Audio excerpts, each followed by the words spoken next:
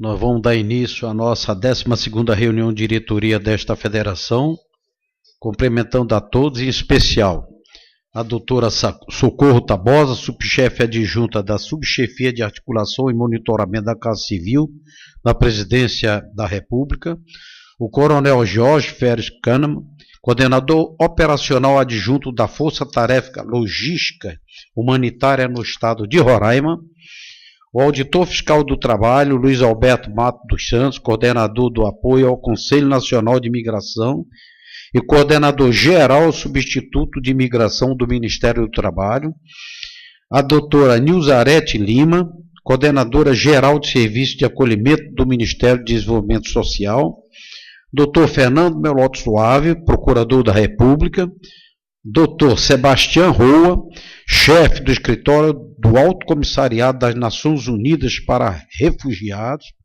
da doutora Ana Cristina Barroso, analista de projetos da Unidade Paz e Governança Democrática do Programa das Nações Unidas para o Desenvolvimento, do doutor Carlos Antônio Lopes de Araújo, gerente de projeto na Subchefia Adjunta de Política Econômica da Subchefia de Articulação e Monitoramento da Casa Civil da Presidência da República, e do meu companheiro Ataliba Davi Antônio, presidente da nossa centenária ACA. Consultamos companheiros se tem alguma observação a fazer sobre a síntese das correspondências recebidas e expedidas e também da ata da nossa última reunião. Pergunta ao conselheiro Aldimar sobre a ata se tem algum adendo, alguma observação. Caso contrário, submeto à aprovação da ata da reunião anterior.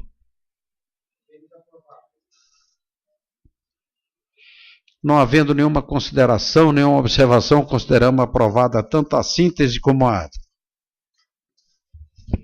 Senhoras e senhores, o ordenamento jurídico brasileiro oferece proteção aos cidadãos que sejam alvo de perseguições em seus países de origem, seja por motivos religiosos, raciais, étnicos ou posicionamento político, ou ainda que estejam sujeitos a violações graves dos direitos humanos, o que faz com que hoje nós possamos receber diariamente imigrantes de diversos países, como no ano de 2010, que iniciou-se a chegada dos haitianos e, mais recentemente, de venezuelanos que chegam ao Brasil, em sua maioria, através do estado de Roraima, fugindo da grave crise política, econômica e social que assola o nosso vizinho país, buscando novos horizontes para si e suas famílias em solo brasileiro.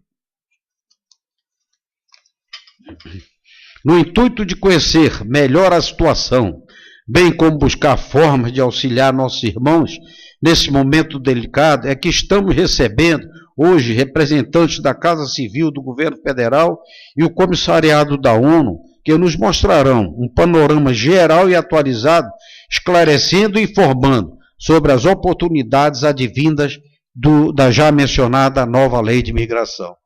A doutora Socorro Tabosa, que é a subchefe adjunta da Subchefia de Articulação e Monitoramento da Casa Civil da Presidência da República, o nosso coronel, como eu já falei, coordenador operacional adjunto da Força Tarefa Logística Humanitária no Estado de Roraima, farão uma exposição sobre a operação acolhida e logo após o nosso auditor fiscal do trabalho, Luiz Alberto Mato dos Santos, coordenador de apoio ao Conselho Nacional de Imigração e coordenador geral substituto de imigração do Ministério do Trabalho, falará sobre a nova Lei de Imigração, uma janela de oportunidade. Assim sendo, eu passo a palavra à doutora Socorro Tabosa, subchefe adjunta da Subchefia de Articulação e Monitoramento da Casa Civil da Presidência da República, que juntamente com o coronel Jorge Férez Kahneman, coordenador operacional adjunto da Força Tarefa Logística Humanitária no Estado de Roraima, farão uma exposição sobre a operação acolhida ora em curso. A palavra é sua.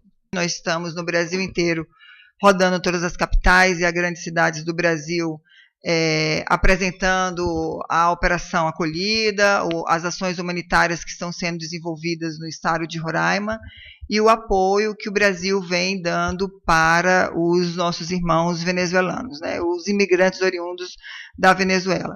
Importante deixar claro aqui para vocês que essa é uma operação não só mais do governo federal, hoje é uma operação de parceria.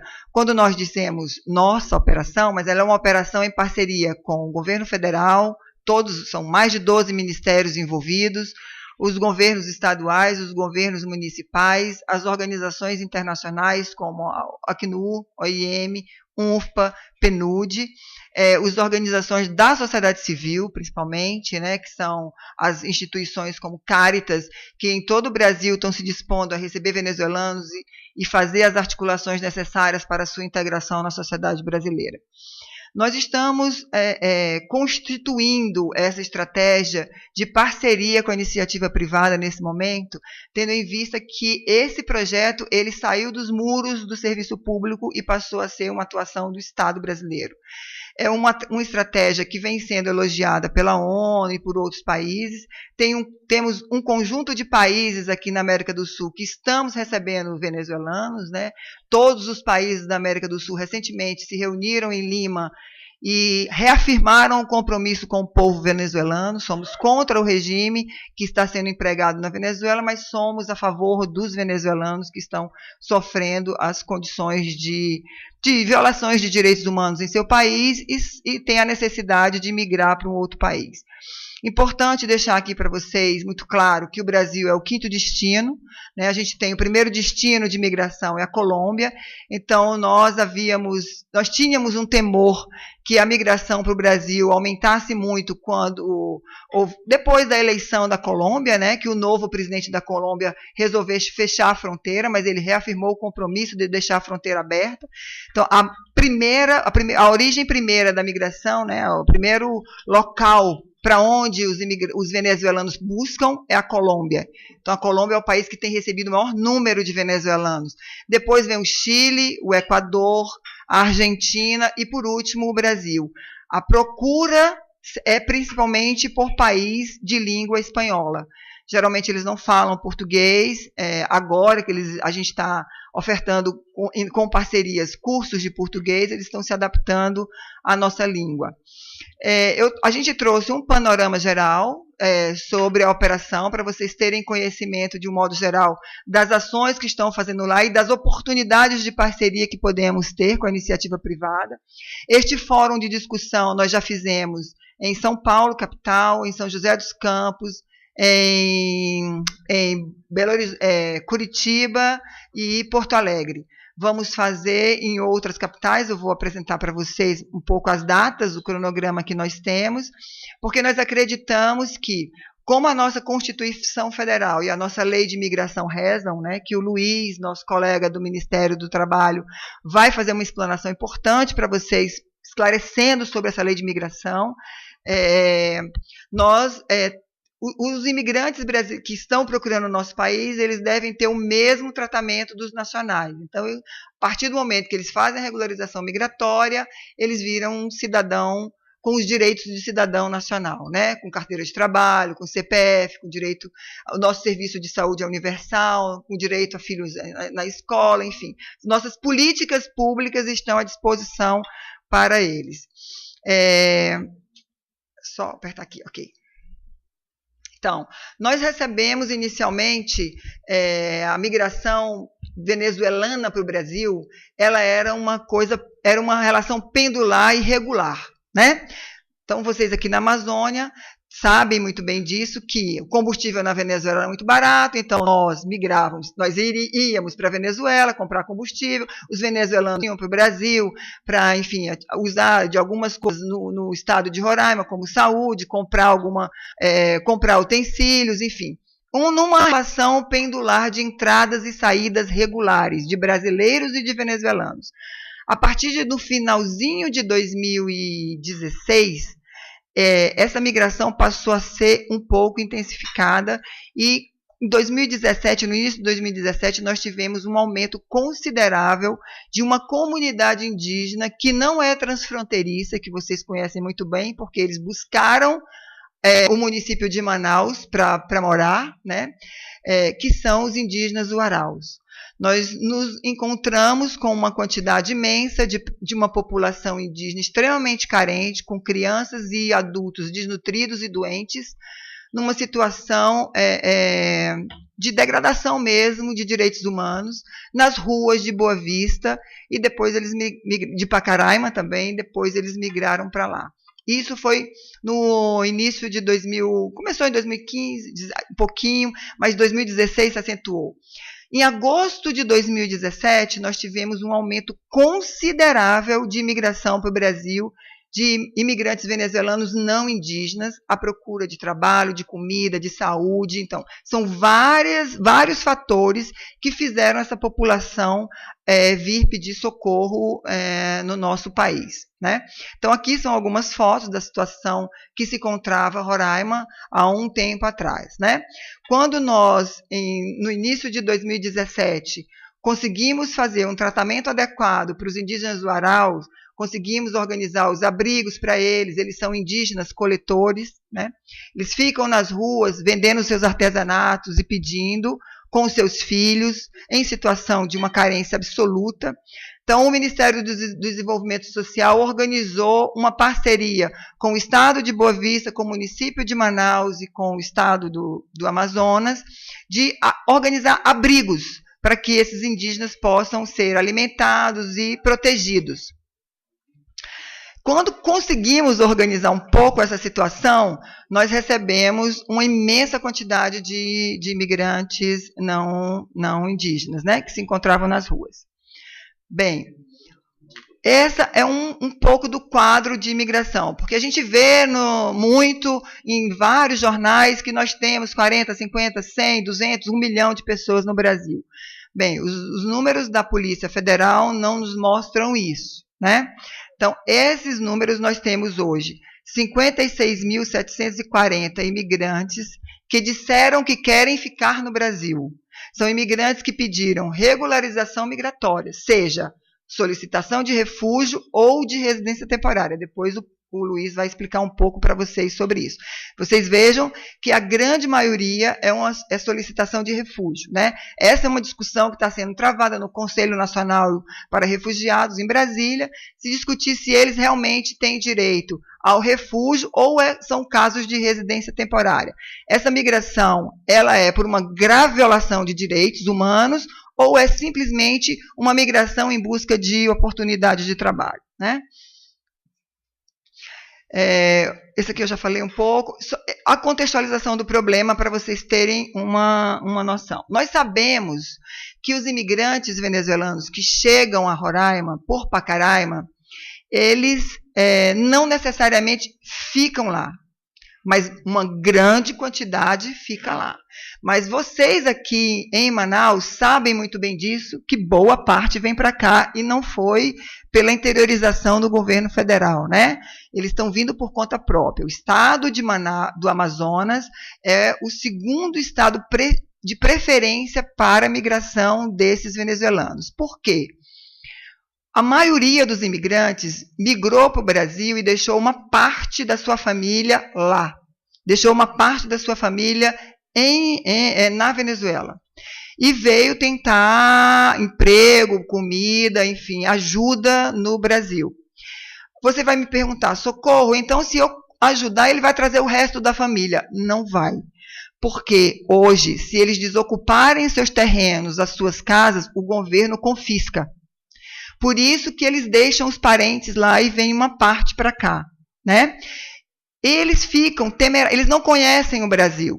Então, São Paulo para eles não sabem onde fica São Paulo, Rio de Janeiro, enfim. Eles só sabem que Roraima, Boa Vista, é do lado da casa deles. Eles chegaram ali a pé e podem ir embora a pé.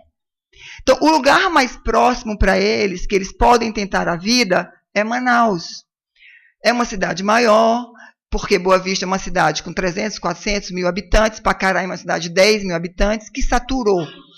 Hoje, Boa Vista tem suas políticas públicas saturadas. Por mais recursos financeiros que o governo federal possa passar, e já passou, eles não têm capacidade de gerir mais oportunidades de emprego, não tem capacidade de gerir atendimento de saúde, porque se esgotou sua capacidade de atendimento. Então, eles passariam a atender mal tanto os imigrantes quanto a sua população local. Por isso, o governo federal, junto com os seus parceiros, com a Acnur, com a OIM, com Caritas, principalmente, a maioria dos abrigos, a Caritas, mas enfim, e outros, prefeituras, municípios e estados, constituiu uma estratégia chamada Estratégia de Interiorização, onde nós convidamos os imigrantes a tentar oportunidades de renovar, de refazer sua vida, de reconstruir os seus lares e as suas expectativas de futuro em outro lugar, porque Roraima não há mais esta capacidade, né? Então, vejam só, atendimentos hospitalares de venezuelanos em Boa Vista, 9.340. Em relação a 2016, houve um aumento de 216%. Em relação a 2015, houve um aumento de 216% no atendimento. Então, isso aqui mostra claramente, evidencia o esgotamento das políticas públicas naquele estado. Por isso, a necessidade de construir alternativas e oportunidades para essas pessoas nesse vasto país, né? Nós temos 72,7% da população daquele país perdeu entre 8,7 quilos a 9 quilos, né? Então, eles chegam desnutridos e doentes. No país da Venezuela, só tem subsídio para compra de alimento quem tem a carteirinha de filiação do partido do presidente Maduro. Então, uma caixa de ovos custa um salário mínimo lá. Então, para o cara comprar ele baratinho, ele tem que ter um subsídio, tem que ter o subsídio do governo, e ele só tem. Então, para ter atendimento de saúde, compra de medicamentos, também precisa do subsídio, que só consegue com a carteirinha lá do partido do presidente Maduro. E agora, recentemente, só pode comprar combustível com subsídio também se tiver a carteirinha. Então, as condições da população estão cada vez ficando mais crítica naquele país, né? Hoje a inflação chega a... Carlos, eu nunca consigo dizer esse número. Diga o número, por favor. 1 milhão % ao ano, né? Então, pessoas que estavam que estão lá em Boa Vista hoje, que hoje são abrigados pelos nossos abrigos organizados pelo Acnur e pelo Ministério da Defesa, são pessoas como nós. Lá tem empresários, conversei com donos de rede de livrarias, juízes, militares, médicos, profissionais de alta qualificação, que perderam tudo de um dia para a noite e vieram pedir socorro em outros países da América do Sul. Quem tinha mais condição e saiu mais cedo foi para a Europa, para os Estados Unidos, ainda tinha alguma condição. Quem achou e acreditou e ficou lá até agora, perdeu praticamente tudo, né? Ou tudo. Na Venezuela tem uma alta incidência de doenças. Pela falência do serviço público de saúde lá, estouraram as epidemias de difteria, dengue, malária, chikungunya, febre amarela, tuberculose, enfim, todas elas. Mas você vai me perguntar, socorro, eles estão trazendo sarampo para o Brasil. Então, mas se a nossa população estivesse coberta, com cobertura vacinal, com o que preconiza a Organização Mundial de Saúde, com 95% de cobertura vacinal ok, nós não pegaríamos as doenças que eles estão trazendo. Então, por isso, o Ministério da Saúde está implementando uma campanha de vacina para toda a população brasileira, para ver se a gente retoma o que tínhamos há muito tempo atrás. Uma cobertura vacinal que eu acredito que todos nós aqui fizemos isso com os nossos filhos, né? Por exemplo, levamos para tomar as vacinas e mantivemos as carteirinhas em dia de vacinação. Então, a gente precisa ter as nossas carteiras de vacinação em dia para não pegar doenças. Então, nós tivemos um surto de sarampo na Copa das Confederações trazida pela França. Isso mostra como nós estamos nos relaxando com relação à nossa cobertura vacinal. Então, acho que é importante fazer essa ressalva. Quando, em fevereiro de 2017, entendendo a impossibilidade do Estado, que a gente estava respeitando o Pacto Federativo, repassando recursos e assistência técnica para Roraima, mas entendendo que a impossibilidade de governança daquele Estado e daqueles municípios com a tamanha população extra, o presidente da República foi a Roraima, fez um acordo, fez uma reunião com todas as lideranças políticas do local e determinou que a gente fazia uma federalização das ações de atendimento humanitário local, né? Então, nós instituímos, em dia 15 de fevereiro, a medida provisória que estabeleceu as medidas de assistência emergencial aos imigrantes, né, e criou o Comitê Federal de Assistência Emergencial. Esse Comitê Federal se reúne regularmente, ele tem 12 ministérios, é coordenado pela Casa Civil e tem como secretaria executiva o Ministério da Defesa. Ele instituiu também 2 outros decretos, o decreto 9286, que definiu a composição e as competências desse comitê, e o decreto 9285, que definiu que o Estado de Roraima está vivendo uma emergência. Então, que há facilidades em relação a repasses de recursos para lá, enfim. Essa medida provisória que estabeleceu e reconheceu uma crise humanitária no país, ela virou uma lei em 21 de junho. Essa lei foi, inclusive, sancionada pelo presidente em Roraima, né, numa visita que ele fez para ver o que a Operação Acolhida estava fazendo lá, onde estabelece essa ação humanitária.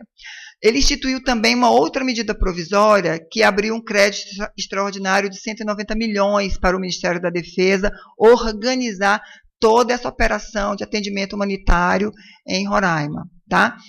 Instituiu também quatro grandes resoluções. Uma que definiu o general Pazuello, que é um amazonense, né, para ser o coordenador operacional no território.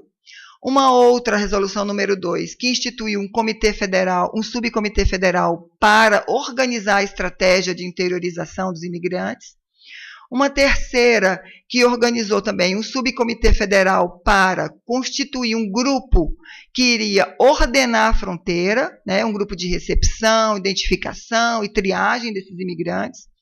E uma quarta resolução que instituiu o Comitê Federal para discussão de saúde, como organizar a saúde no meio disso tudo, né, dos atendimentos de saúde.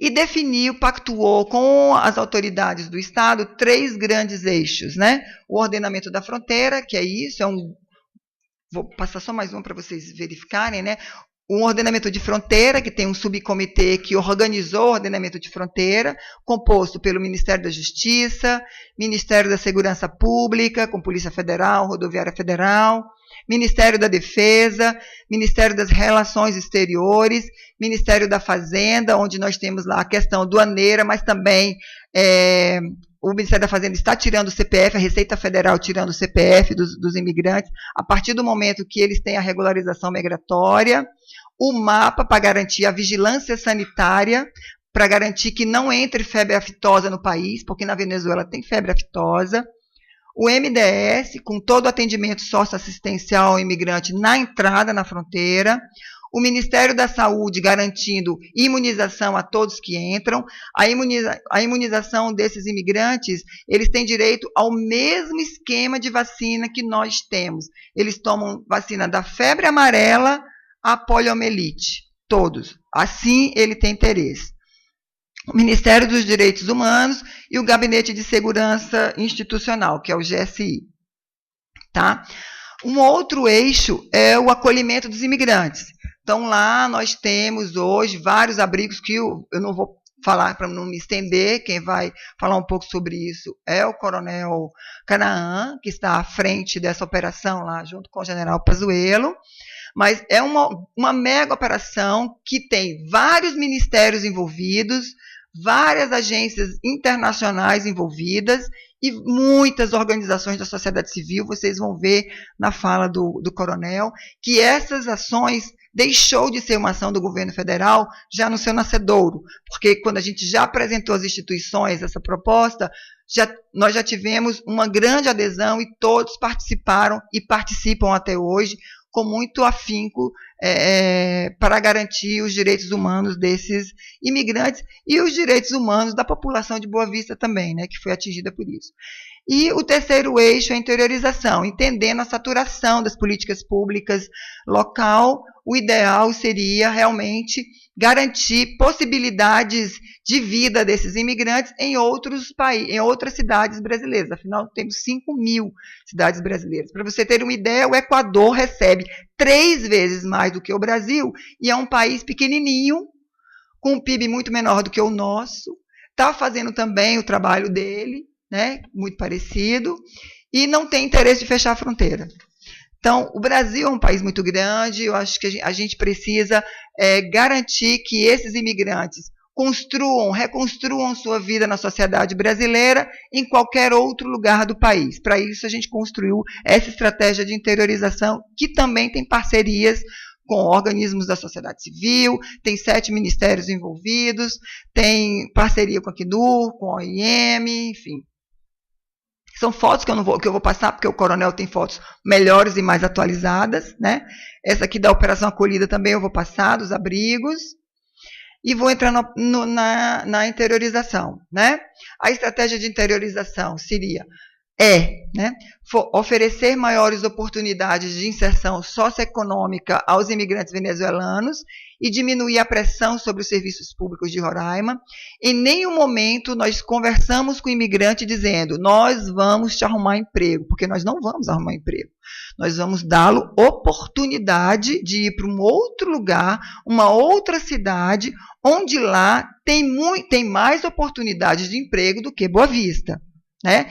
Eles também sabem que o Brasil hoje vive uma crise econômica, que temos desempregados brasileiros, o que nós queremos e o que eles querem é concorrer com os nacionais, com os brasileiros, no mesmo pé de igualdade. A gente quer dar oportunidade a todos. É por isso que nós estamos fazendo esses fóruns, inclusive. A coordenação dessa estratégia do subcomitê é do Ministério do Desenvolvimento Social, a coordenadora está aqui presente, a Nilzarete, com um apoio muito próximo do Acnur, da OIM, da UNFPA, né? A OIM é que organiza toda a operação.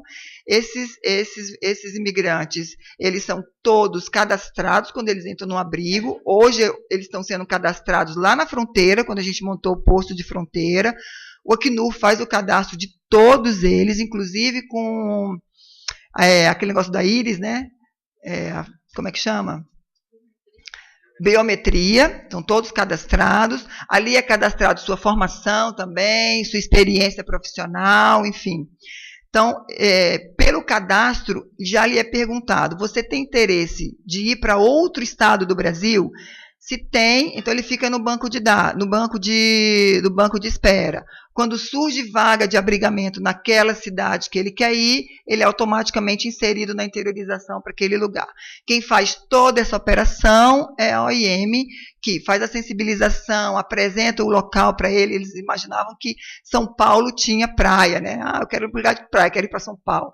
Então, assim, eles não conhecem a geografia brasileira, eles não conhecem a cultura brasileira. Então, tudo isso é passado para eles pela OIM e a partir daí, nós verificamos sua regularização migratória, a interiorização, eles são interiorizados com a regularização migratória ok, com CPF, com carteira de trabalho, e a partir de agora nós vamos inseri-los no Emprega Brasil, que é aquele sistema do Ministério do Trabalho que cadastra os currículos das pessoas, e passam por um exame clínico, são verificados se eles tomaram todas as vacinas necessárias, passa por um exame clínico, assina uma declaração de voluntariedade. Não, eu quero ir para Manaus, eu quero ir para Porto Alegre.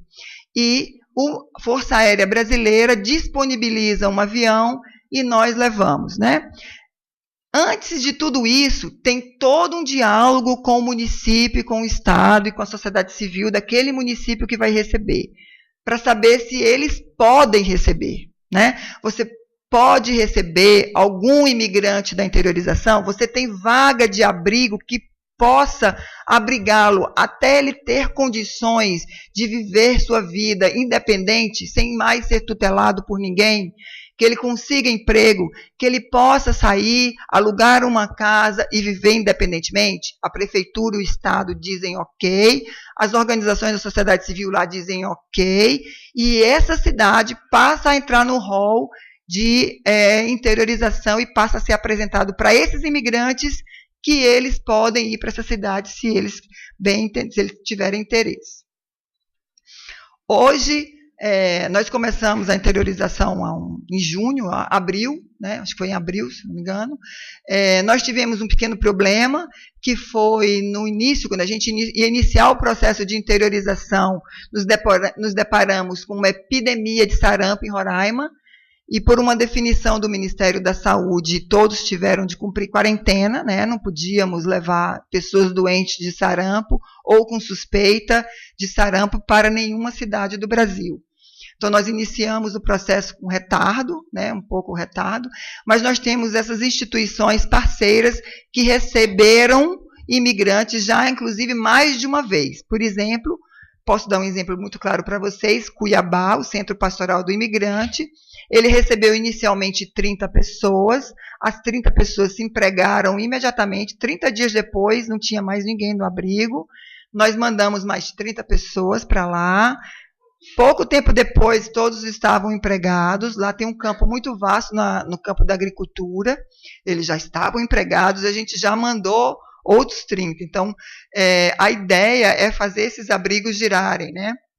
No início da interiorização, muitos tinham muito medo de ir, exatamente pelo que eu falei. Roraima é quase que a casa deles, é vizinha, né?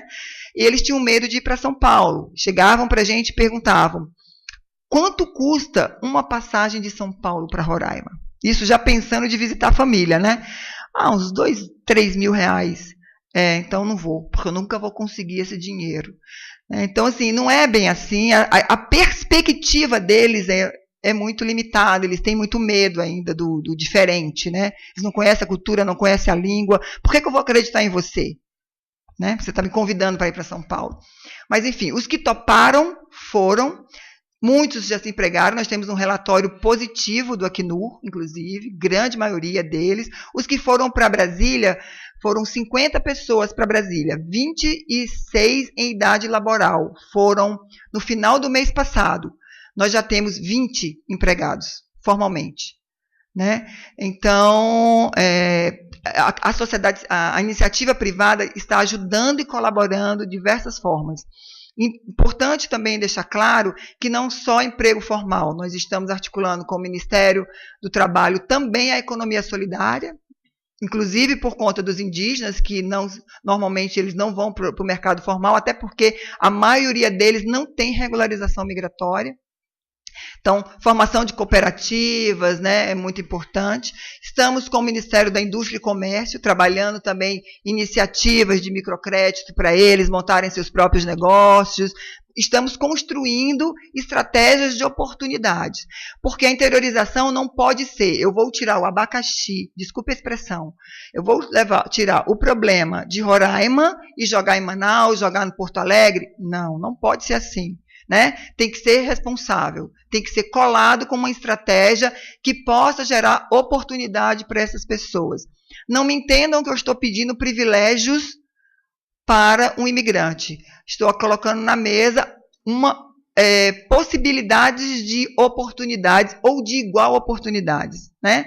Então, se eu tenho uma vaga de emprego, eu vou concorrer com todos aqueles currículos que a minha empresa vai melhor interessar, vai gerar interesse para o meu trabalho.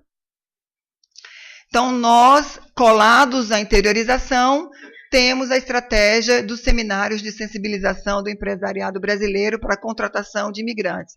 Estamos com essa empreitada em parceria com a Confederação Nacional da Indústria e as federações da indústria, comércio e agricultura do país. Tem tido uma excelente receptividade, nós já fizemos esses seminários, né, em Boa Vista, como eu já tinha falado, São José dos Campos, São Paulo, Curitiba e Porto Alegre. Está previsto uma para Cuiabá em outubro. De Manaus seria este diálogo que estamos tendo hoje. Teremos em Campinas no dia 31, em Sorocaba no dia 30, Santos e Florianópolis previsto para setembro. E eu vou dizer uma coisa que vocês não vão acreditar. Belo Horizonte está pedindo, por favor, faça um seminário aqui para a gente. A gente quer colaborar. Os nossos empresários querem colaborar. Então, a gente também vai agendar uma ida dessa para Belo Horizonte, para dar esse apoio. Estes seminários estão sendo feitos também com a parceria do PNUD e uma parceria do CNUR, né? Claro, o nosso principal parceiro são as federações, a indústria, comércio e agricultura. Então, era um pouco isso que eu queria falar para vocês. Não entendam que a gente está pedindo prioridade, é isso, é uma oportunidade. Ontem nós fizemos uma reunião em Brasília, muito parecida, com várias empresas também, e nós tivemos a oportunidade de conversar com uma instituição chamada Mulheres do Brasil. Não sei se vocês conhecem, são mulheres que são empresárias que se juntaram e constituíram fóruns em vários estados brasileiros e que trazem oportunidades de emprego para diversidades, né? Sejam pessoas com deficiência, mulheres, enfim, e também migrantes. E elas estão entrando conosco, ajudando a construir inovação para eles, né?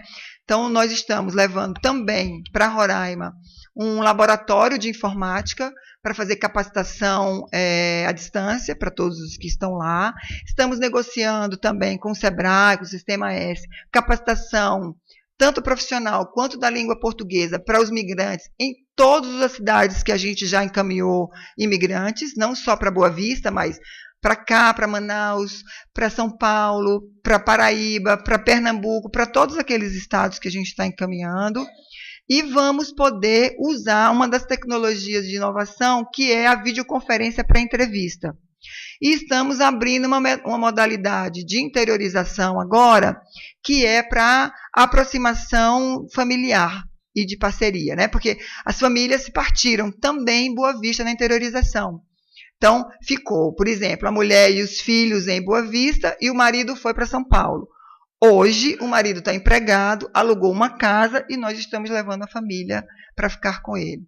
Então, essa estratégia já está iniciando, a gente já fez isso na interiorização do mês passado, a gente já uniu famílias no mês passado e vamos continuar agora nesse mês. A interiorização para esse mês vai ser no dia 29 e 30 de agosto, são 2 voos saindo de Roraima, onde boa parte desses imigrantes estão indo reencontrar famílias que foram partidas provavelmente em abril, quando o seu marido, ou a sua mulher, o seu companheiro, a sua companheira, teve a iniciativa de ir para um outro estado e hoje conseguiu um emprego e tem a possibilidade de acolher a sua família na casa própria. Então é isso, muito obrigada para vocês.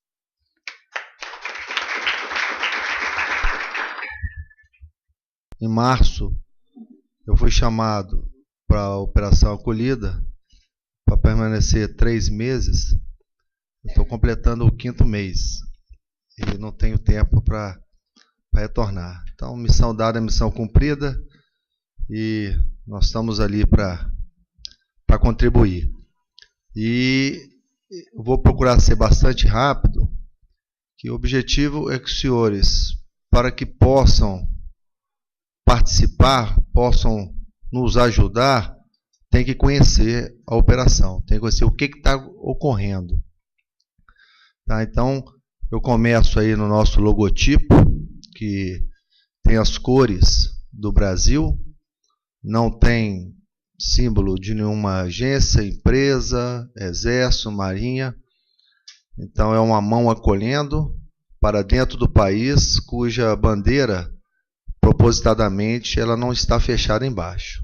É o símbolo da nossa Operação Acolhida. E vou passar aqui um vídeo que rapidamente vai fazer um apanhado do que a Socorro falou e uma ambientação rápida de que a gente possa entender a operação.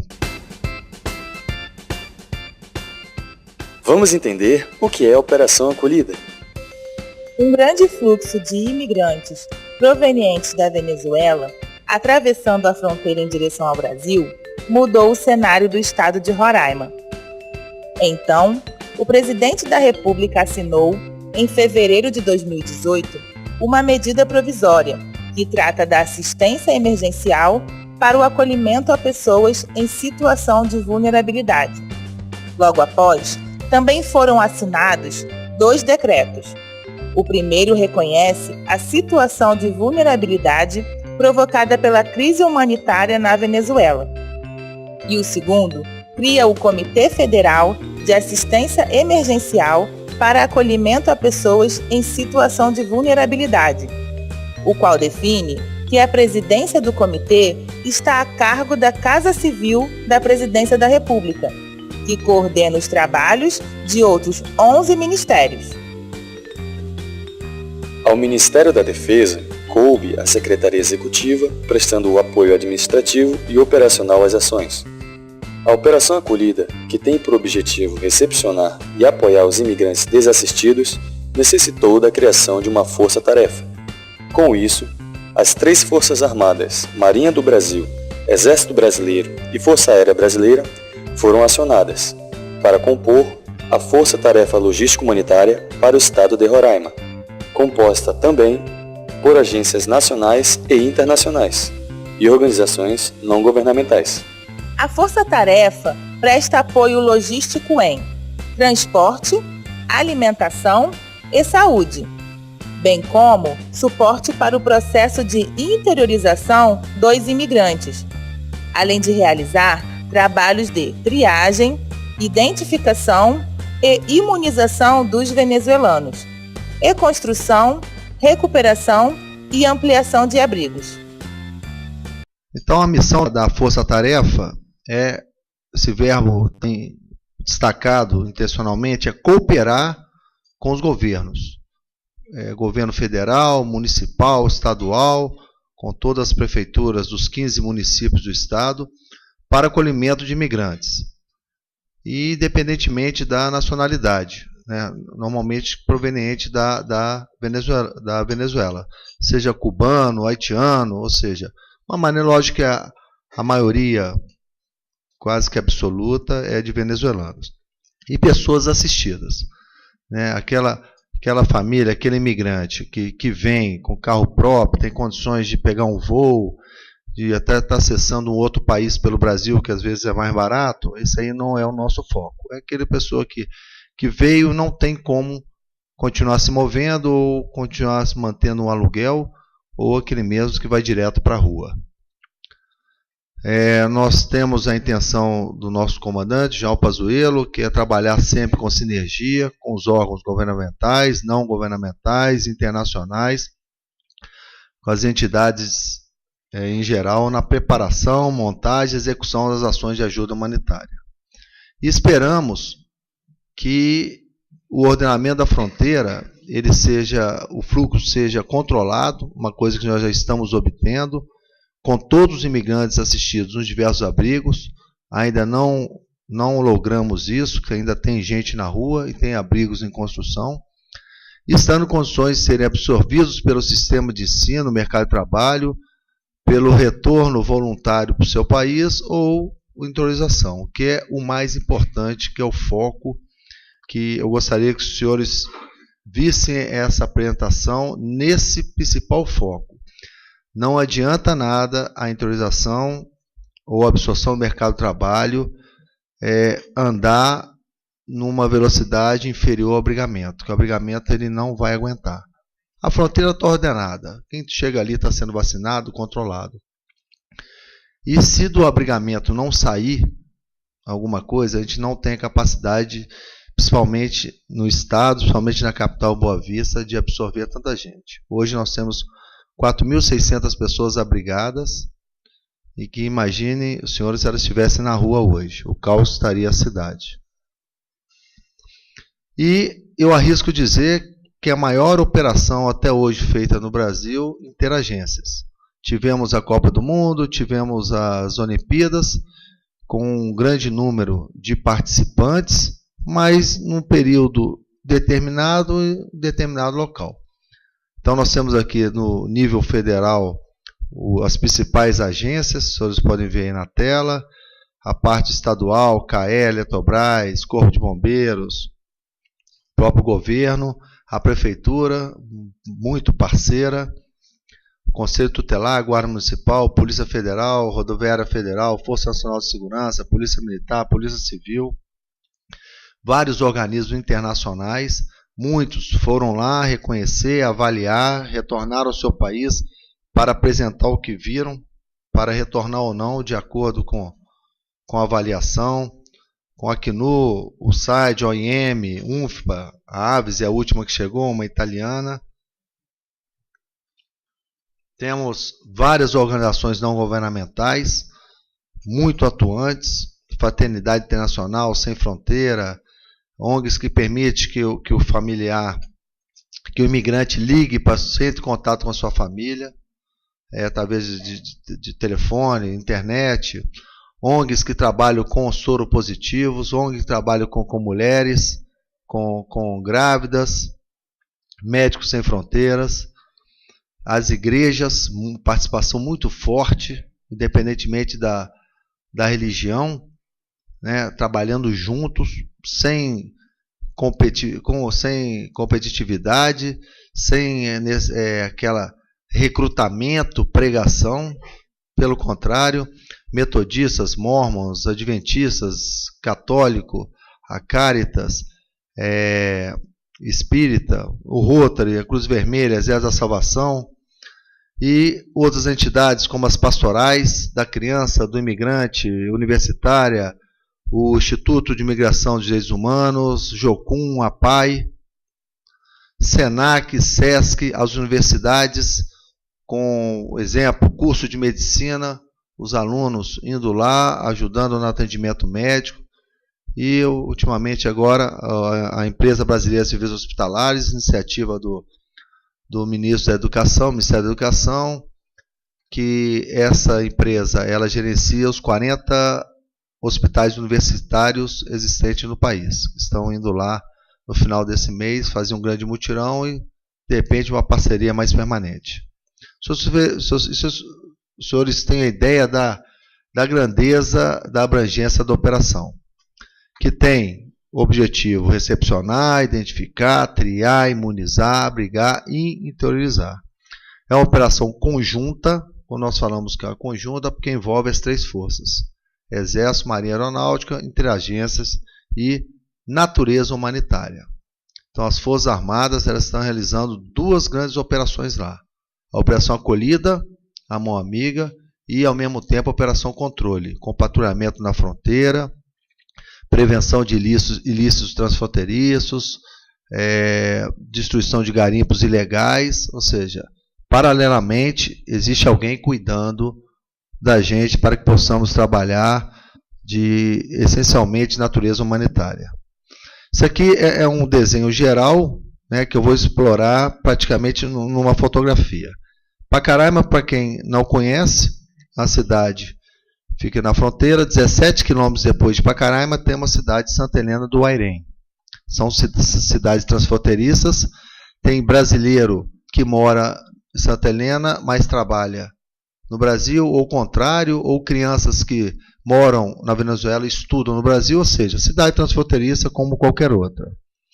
215 quilômetros pelo BR-174, aproximadamente 40 minutos de voo, com uma pista de pouso dentro do pelotão especial de fronteira do Exército que lá existe.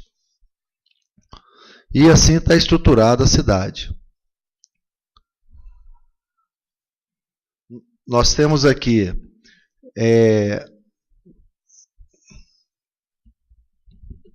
esse sentido. Aqui está para Venezuela, aqui Brasil.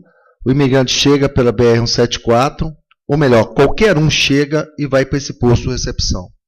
Seja brasileiro, uruguaio, argentino, coreano, seja o que for, venezuelano, aqui é o controle migratório. A Polícia Federal saiu do prédio dela e ocupou o que tem melhores condições. Neste local, ele se identifica: não, eu sou turista, sigo viagem. Não, eu quero refúgio, eu quero uma residência temporária. Ele obrigatoriamente é vacinado e é conduzido para o posto de triagem. No posto de triagem, ele passa por uma revista, ele tem uma alimentação, uma sopa, ele tem uma triagem médica, ele é atendido pelo ACNUR, pela OIM, a Polícia Federal faz todo o protocolo de pedido de refúgio ou residência temporária, a Receita Federal emite o CPF, o Ministério do Desenvolvimento Social, naqueles mais vulneráveis, faz a sua assistência social, e outros órgãos, como a Unicef tem o seu espaço lá, direitos humanos, etc. Aqueles que necessitam algum cuidado médico especial são encaminhados ao posto de atendimento avançado, é o módulo de hospital de campanha do Exército, e nós estamos construindo aqui um alojamento. Às vezes não deu tempo dele ser atendido, ele foi reagendado, ao invés de ele ir para a rua aguardar, ele vai dormir, ser alimentado, ter banheiro, para poder prosseguir no dia seguinte. Temos uma área de apoio que é para o pessoal que trabalha aqui, com alojamentos, container, área de recreação, lan house, refeitório. Então, assim está ordenada a nossa fronteira. Aqui é o posto de recepção, né, com as suas estruturas, são overlays. A parte cinza, nós podemos observar que são banheiros container, né, um local de espera aqui fora com sombra, protegido da sombra, da chuva. Ele é recepcionado, como eu falei, tem um conforto, controle, etc. Aqui são fotos dentro desse posto de recepção. A bagagem ela é guardada, tem um pessoal tomando conta, gente orientando, todo mundo sentado, água, lanche, banheiro, orientações. Aqui é a sala da Polícia Federal, refrigerada. E passamos para o posto de triagem. É um pátio da Receita Federal, que foi nos cedido. Ajeitamos os carros e construímos isso aí. As empresas vieram com seus overlays, foram contratadas. Né? Temos à esquerda aqui o posto avançado de atendimento e algumas fotos do posto de triagem, que é a recepção, o preenchimento de formulários, atendimento. Aqui uma biometria, Polícia Federal, e ele sai daqui pronto. Praticamente toda a documentação pronta, exceto a carteira de trabalho, que é emitida em Boa Vista. Aqui o posto de atendimento avançado, para algum atendimento mais especial, com enfermaria para mulheres, enfermaria para homens, ambulatório, laboratório, com todo o atendimento. Área de apoio para o nosso pessoal, né, pelas agências, não só o nosso pessoal, digo os militares, para todo mundo que trabalha em prol aí dentro dessas estruturas. Com lan house, bar, sala de recreação, banheiros, refeitórios, etc. Aqui é o pelotão especial de fronteira, que ganhou um reforço também, devido à quantidade de tropas que chegou. Nós temos 2 abrigos, um para indígenas, um em Hanocoida, e no outro que não é um abrigo, um alojamento de passagem. Né? A gente deve evitar ter um abrigo na fronteira, senão a pessoa para ali e não vai nem para frente nem para trás. Os abrigos, eles são estruturados para ter o mínimo de dignidade possível para o imigrante. Alimentação, café, almoço e janta, colchão ou barraca, ou uma casinha verão, instalações sanitárias, tanques para lavar roupa, varal, televisão com Sky, de uma área de convivência, área para crianças, coleta de lixo. Pô, coronel, desse jeito o imigrante nunca vai querer sair dali. Não, ele vai, né? Ninguém quer viver no meio de 500 pessoas, em coletividade, tendo deixado para trás parte da família, ou a sua casa. Não, ali é para ele ter um pouco de dignidade, para ele melhorar a sua rigidez, que não vai impactar no sistema hospitalar da cidade, e sair para poder trabalhar, ganhar um dinheiro, pegar um aluguel e seguir em frente. Esse é o objetivo do abrigo. Esse é o abrigo indígena, que nós fomos melhorando cada vez mais, com redário, área de cozinha. mantendo os costumes dos indígenas, mas porém com higiene, respeitando a cultura indígena, o Aral, e que a maioria da etnia é o Aral, tem o Inhape também. E temos ali atividades lúdicas, atenção médica diariamente. Nós ali não damos a comida pronta, nós damos os gêneros, faz parte da cultura indígena cozinhar. Eles não comem carne vermelha, nós damos o frango e o indígena vive a sua vida. Temos hoje quase 400 abrigados no abrigo Hanocoida. Aqui o alojamento que eu falei, não vou perder tempo, ele já está em fase ainda de construção. Eu lembro que quando nós chegamos à Força Tarefa, nós estamos com 4 meses, tudo isso que eu estou apresentando foi feito em 4 meses. E vamos passar para Boa Vista. Estamos montando o posto de triagem, fazendo a mesma coisa que estamos fazendo para Caraima, para aquela demanda reprimida. Aqueles imigrantes que se encontram na cidade para que eles possam se regularizar, vacinar e estar em condições aí melhores de serem absorvidos no mercado de trabalho ou serem interiorizados. E os abrigos, um abrigo indígena, abrigo Pintolândia, isso é uma foto mais recente. Nós estamos organizando também este abrigo. Aqui é a parte interna, corredário. Uma vez por mês ou 2, nós retiramos todo mundo, fazemos uma limpeza com eles, limpando, eles ajudando, detetização. Muita criança,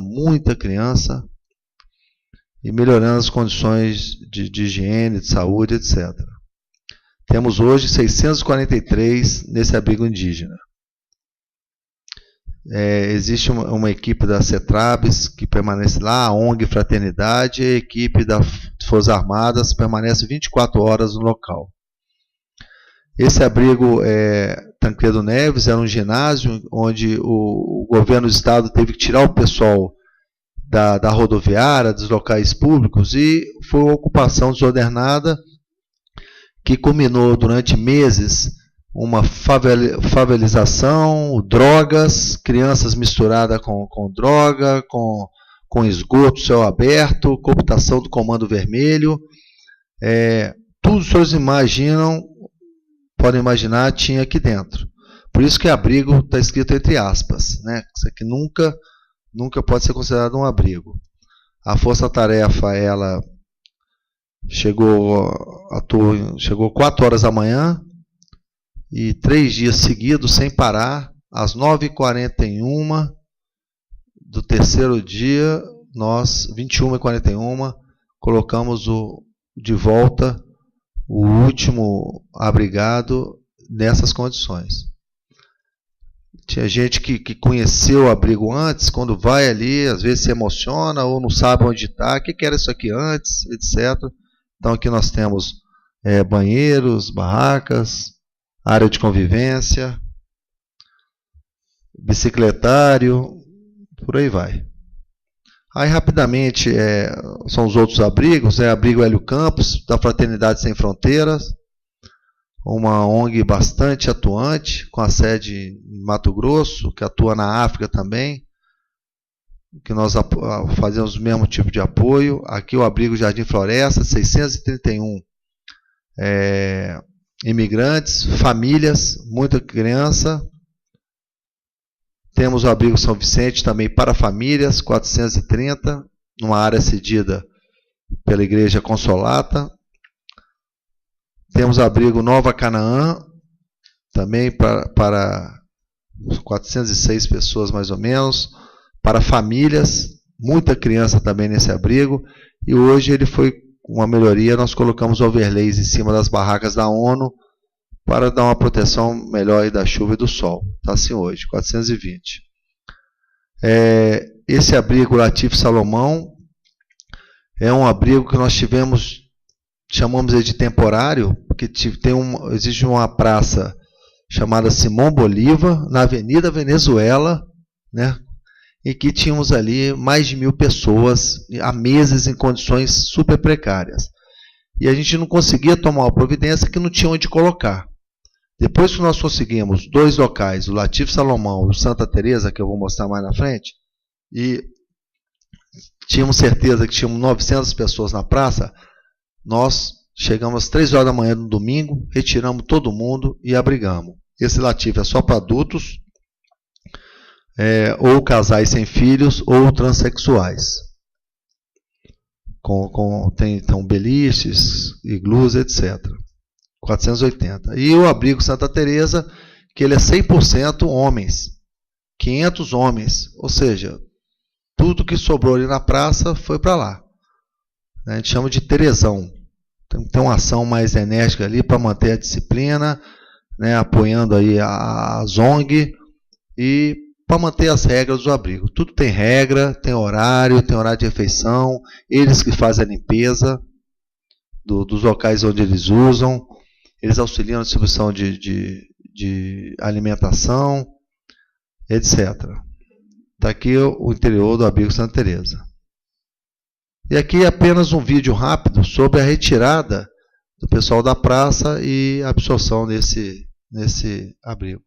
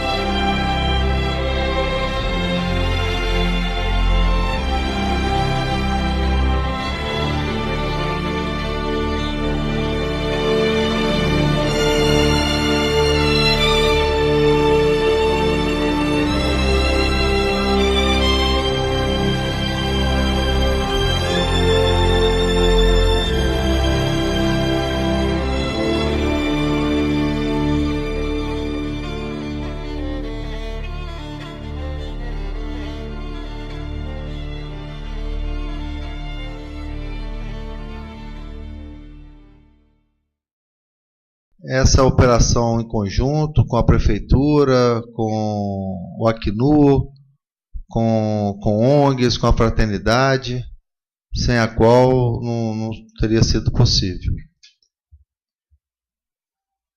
Nós temos ainda mais 3 abrigos, Rondon 1, 2 e 3, sendo que o Rondon 1 já está pronto, para 600 pessoas, já está ocupado. Rondon 2 estamos preparando para 500 pessoas, Rondon 3 também para 500 pessoas. Aqui está Rondon 1, são casas adquiridas pelo Acnur, vindas da Suécia, que a gente está se adaptando ao clima aí, clima da Suécia com o clima de Boa Vista, um pouco diferente, mas se acostuma nas casas. Por isso que tem um bosque ali do lado, que dá para fugir um pouco do sol, uns overlays no meio, com uma área de convivência. Mas a ideia é que ali é só para dormir, para comer, e depois tem que sair, procurar trabalho e trabalhar, buscar uma melhoria de vida. Aqui é a preparação, podem ver que é ao lado de Rondon 1, né, uma área cedida pelo INCRA. Nós estamos preparando. Essa foto já está desatualizada, já está mais adiantado. Até o final desse mês, ou início de setembro, estamos tirando mais 500 pessoas da rua e colocando aqui. Rondon 3, que ainda está incipiente, mas vamos chegar lá. Que é a área de apoio para a nossa própria tropa, nossa própria força-tarefa. E aqui alguns números. Da força-tarefa, tem 450 militares fora do estado de Roraima. Lá existe uma brigada. Agora estamos com o pessoal que veio do sul. E o próximo ficam 3 meses. O próximo contingente está vindo dos estados do Pará, Amapá e de todo o Nordeste. Estamos com 10 abrigos, contando de Pacaraima, com 4.600 abrigados, 53 agências, mais ou menos. São 9.205 refeições ao dia, só para os imigrantes, fora a força-tarefa. E aqueles que recebem gêneros, 1.074 por semana, 180 atendimentos médios diários, juntando Pacaraima e Boa Vista. Uma média de 7 remoções médicas, muita mulher grávida, muita criança nascendo no Brasil, e várias reportagens, né, tá na mídia. Ontem à noite o Washington Post estava lá, National Geographic estava filmando, e uma visibilidade grande. Atendimentos médicos, são números, 3.700 de Pacaraima desde 24 de maio, desde 27 de maio, 9.400. E as remoções.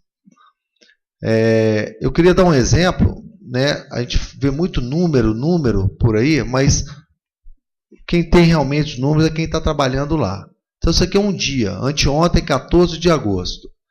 Entraram 511 pessoas no país por Pacaraima, dos quais 11 brasileiros, 14 estrangeiros, não venezuelanos, e 486.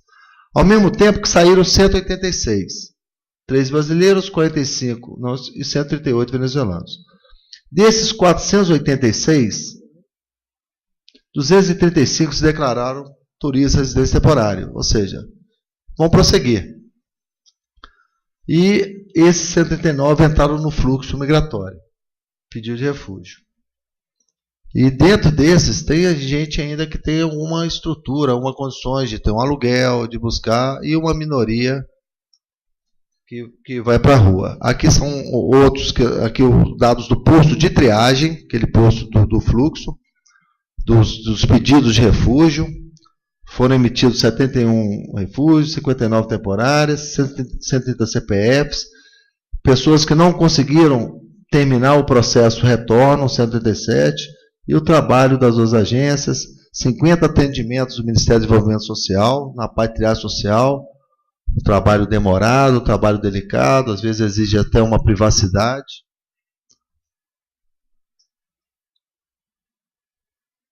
Vamos passar esse vídeo aqui, por favor.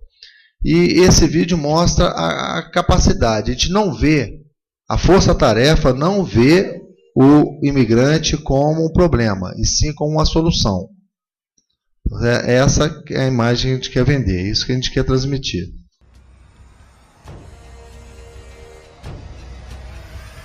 Mi nombre es Algo José Rodríguez Caibo. Actualmente estoy desempleado.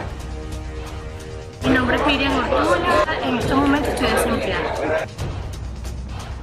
Mi nombre es Néstor de Jesús Moreno y en estos momentos no estoy trabajando.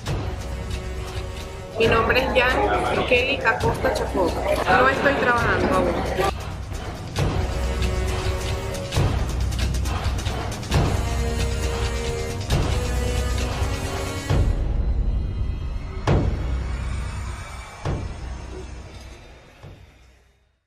Segundo pesquisa da ONU, 36% dos imigrantes oriundos da Venezuela são formados, seja em nível técnico ou superior. Centenas deles estão nas cidades de Pacaraima e Boa Vista, no estado de Roraima, em busca de colocação profissional. São pessoas das mais variadas especialidades, que estão nos 10 abrigos da Operação Acolhida. O empresário Wanderson Tavares conheceu e contratou 56 deles. Sim, me surpreendi com a dedicação, com o zelo, entendeu? Com a proatividade de muitos deles. Já consegui alocação pelo menos para uns 10. Então eu ligo constantemente para esses amigos e falo, olha, você está precisando de alguém na sua empresa, quer que eu procure por aqui? E vários já me falaram, preciso de estoquista, preciso de serralheiro, preciso de eletricista profissional. Então, constantemente a gente está tendo a oportunidade de encaminhá-los. Este grupo de imigrantes chegou ao Brasil pelo mesmo motivo, trabalho.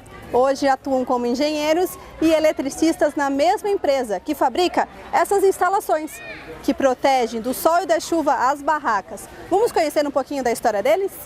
Pero el trabajo no era lo suficiente. En realidad no tenía un futuro como para decir que iba a comprarme una casa, un carro, porque iba a durar toda mi vida allá, gastando todos mis talentos sin obtener los objetivos que uno se propusiera. Mi patrón me está ofreciendo llegar a su propia casa. Me está ofreciendo buen sueldo y seguir trabajando. A él le gusta como yo trabajo. Conseguir exercer a profissão é o maior desejo de muitos imigrantes. Quem sabe um número maior deles consiga um lugar no mercado de trabalho brasileiro e destaque seus potenciais. Mi profesión es chef de cocina, técnico informático, estilista profesional, soy mecánico en general. Hablo perfeitamente inglês ao estilo gringo, britânico, guianês. Eu era professora no meu país. Para os professores de inglês, eu dava classe para eles. Eu estou desempregada, eu gostaria de ter um emprego fixo.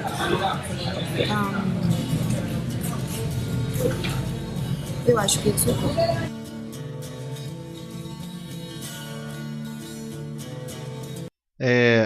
Isso aqui a Socorro já falou da interiorização, os 820 que foram, os vários destinos, né? E uma coisa interessante, né? Então chegam ao Brasil aproximadamente 600, uma média, por dia para Pacaraima. Ao mesmo tempo que sai do Brasil, aproximadamente 160. Dos 600 que entram, pouco menos da metade solicita refúgio ou residência temporária. Destes, 10% são totalmente assistidos, que dá um número de 450, 600 por mês. Se a gente conseguir absorver esses 450, 600 por mês, interiorizar, dar melhores condições para eles, nós resolvemos a crise no Estado e é uma coisa que passa a ser rotineira, um fluxo migratório sem crise. O número de pessoas que chegam desassistidas é o mesmo número que sai, e em condições melhores. Ou seja, a interiorização ela é fundamental ela é fator crítico de sucesso para a Operação Acolhida. E a gente se propõe para tudo isso, né, o levantamento de um banco de dados, levantando aí as capacidades, já estamos fazendo isso, já estamos com vários processos que vai ser falado mais na frente, abertura de vagas, temos muita parte da prefeitura, do apoio social, da própria empresa, né, com a documentação toda regularizada, um centro, uma ação integradora de tudo isso aí para permitir a absorção no mercado de trabalho. E os 3 grandes esforços, né, que não vejam isso como problema regional, é um problema nacional. Interiorização, inserção no mercado local, retorno voluntário à Venezuela. E finalizo com esse vídeo, dizendo que tem muita gente que não tem culpa do que está acontecendo, do estado do modelo de governo que foi implementado.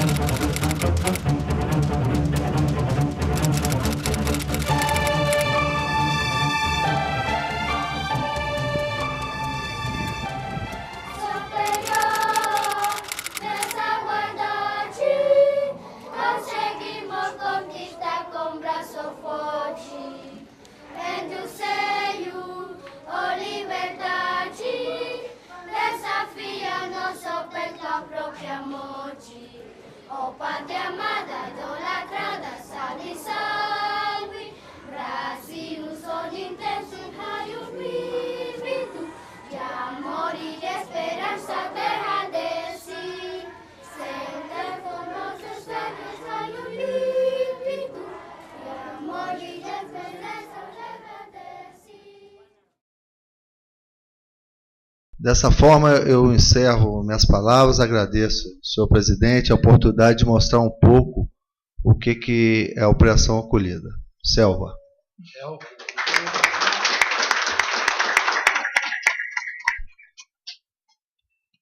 Bom, eu vou passar rapidamente a palavra agora para o nosso auditor fiscal do trabalho.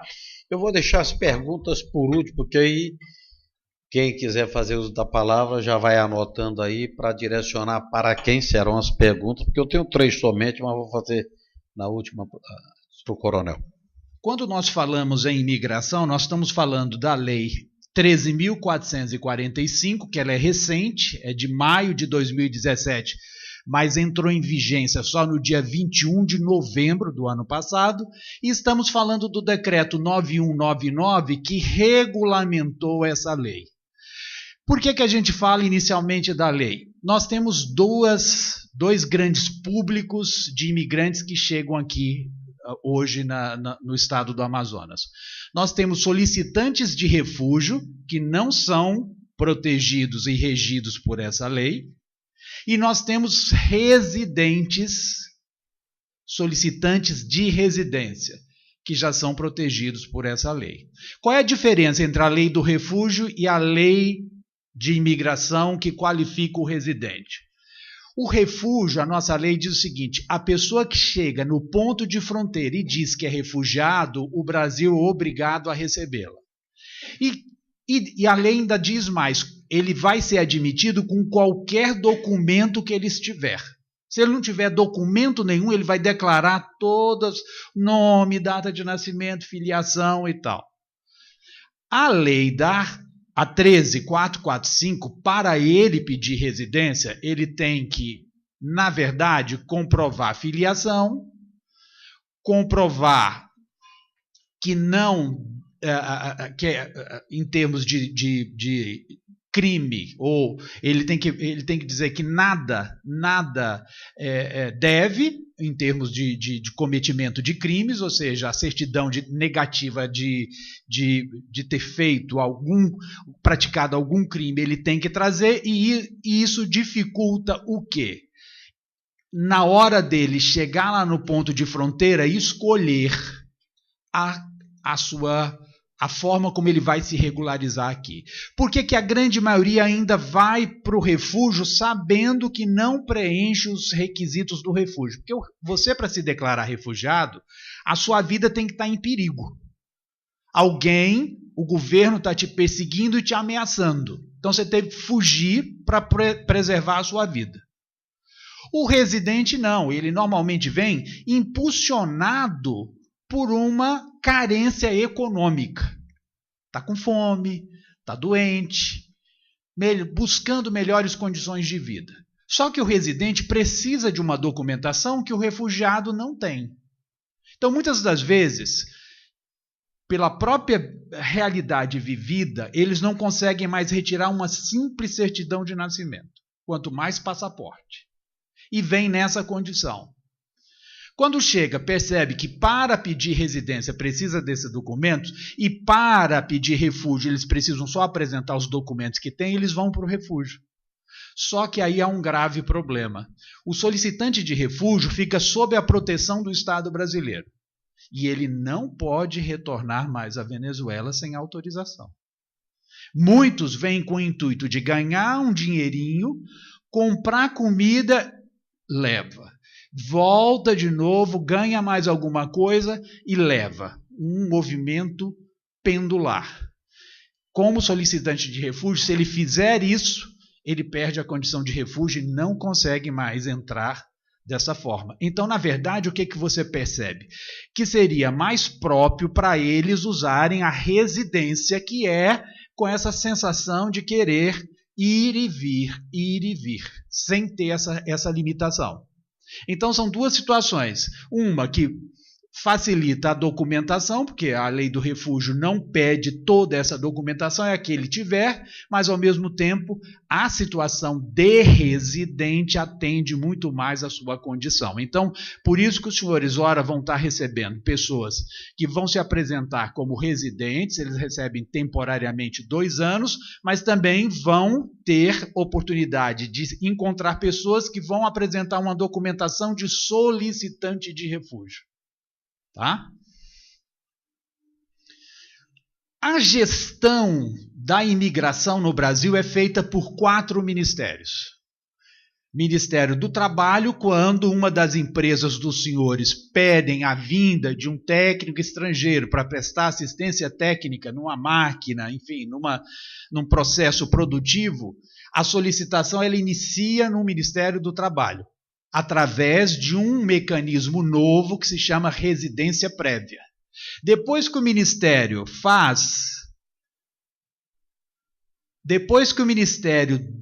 defere, vem aqui para o Itamaraty um ofício eletrônico dizendo, olha, o fulano de tal foi deferido e ele quer o consulado de Houston, no Texas, para pegar o visto. Então, a informação do dia seguinte está lá.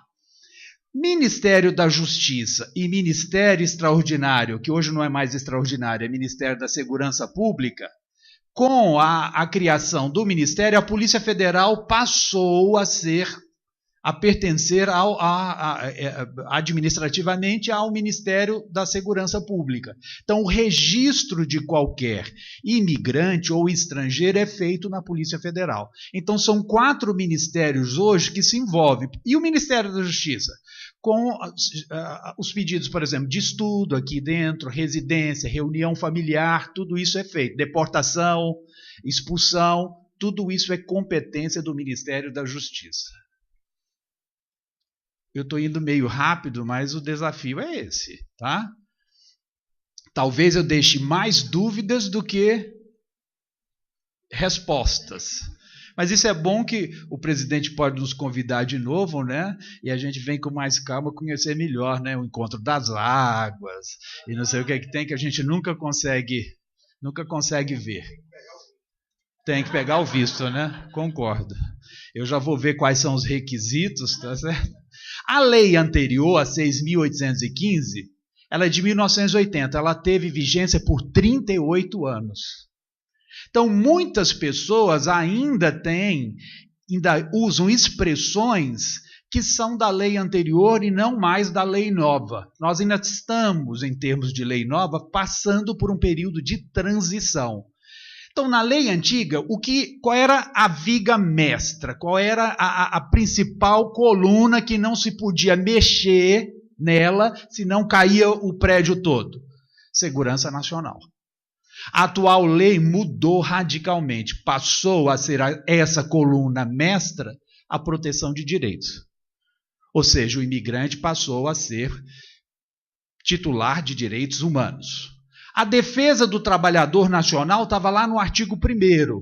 Agora passa a ter o princípio da igualdade de tratamento e oportunidade. Ou seja, a gente chega lá no artigo 5º da Constituição que diz, entre brasileiros, e lá ainda usa a expressão estrangeiro, estrangeiros residentes, o tratamento tem que ser igual. Ou seja, eu só posso estabelecer um tratamento desigual enquanto ele é considerado estrangeiro, enquanto ele está fora e não está residindo. A partir do momento que ele residiu, a Constituição diz que tem que ser tratamento igualitário. Quando eles podem ser tratados desiguais? A própria Constituição disse, olha, o imigrante não pode ser presidente da República. Olha, o imigrante não pode ser presidente de um dos parlamentos. Por quê? Porque a lei não permite que um presidente da República não seja brasileiro nato. Então, a própria Constituição trouxe as impossibilidades do imigrante exercer determinadas funções. No mais, ele igualou. Serviço militar, sim. Estrangeiro, talvez não sei... Eu não conheço bem lá, né? Não pode? Não, a Constituição também traz isso. Traz lá. Eu ia falar, não, que militar é outro mundo.